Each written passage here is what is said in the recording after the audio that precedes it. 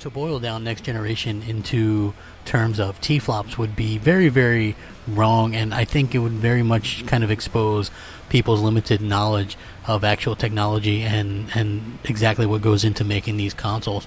And so I'm happy when you have big developers, someone that worked for EA coming out and pretty much telling the truth. I think that really is going to surprise a lot of people, and we're going to continue to see a lot of gamers be surprised by what both Microsoft and Sony, but this particular video is more about the PS5 and what it's been able to do and what it's going to do pretty close to launch, pretty much living up to a lot of the hype and expectations, and why you shouldn't discount the PlayStation 5 just because it's less than 2 T-flops less than the Xbox Series X. What's up, everybody? Crapgamer here with Crapgamer Reviews with another video. Thank you so much for checking it out. I appreciate it.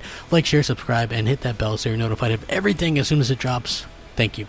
So, anyway, there is a person, and I will link this so you can check it out. He's a former EA Frostbite software engineer.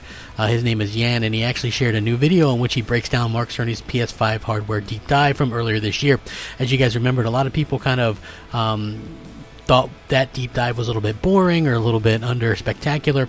Again, it really takes somebody in the know to sort of break it down and to actually know exactly what they're talking about, and this guy knows that because he's in the industry. The PS5 presentation in March was obviously a very technical video detailing the tech inside the PlayStation 5, and the presentation was intended for this year's canceled GDC. It was mainly aimed towards developers and incomprehensible for a lot of the public just wanting to know what the console was actually capable of and what it will look like. So a lot of people were sort of disappointed with that. He has a full PS5 deep dive breakdown, and he did a fantastic job with it. I gotta say, it's absolutely been incredible to see him do that. It's very insightful, and he explains the different terms and how the console and the next gen solid state drives are actually going to work and how they're going to perform. I have to say it was one of the more insightful videos that I've seen on it, and definitely much better than a lot of the people that were, pretending to be like hardware engineers themselves, and when they have no experience in that realm.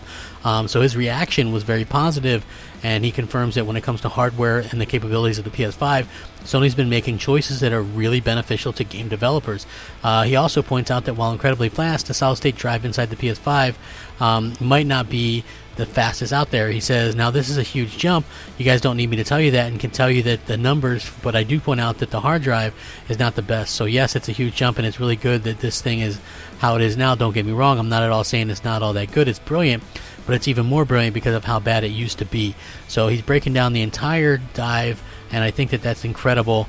I'm very excited to see what these consoles are capable of when they come out. I still think that people that are casting off the PlayStation 5 as being weak are going to kind of look foolish when we actually start to see the games on this thing, and they're going to look incredible. Not that the Series X are going to look bad or anything like that, but just I feel like Sony really took developers' account into the situation here. So let me know what you guys think. Sound off, rate, comment, subscribe. As always, stay safe, happy, healthy, and inside, rack 'em up. Game on. Crapgamer out. Unscripted.